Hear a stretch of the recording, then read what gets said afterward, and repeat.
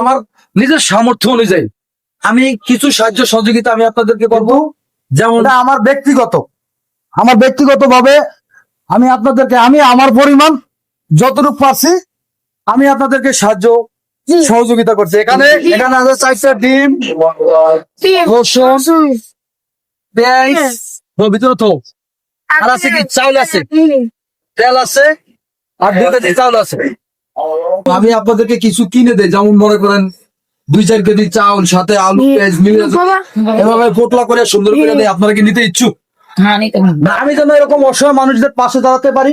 আজকের আমি এটা আটক এই আপনাদেরকে 3 জনের আমি চিন্তা করলাম, আপনারা এগুলো পেয়ে একটু খুশি?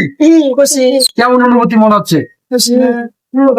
আমি বেশি কিছু দিতে পারলাম না, ভবিষ্যতে আরো ভালো কিছু দেওয়ার জন্য আমার আগ্রহ আছে। ঠিক আছে, ভালো থাকবেন, আল্লাহ হাফেজ। হ্যাঁ।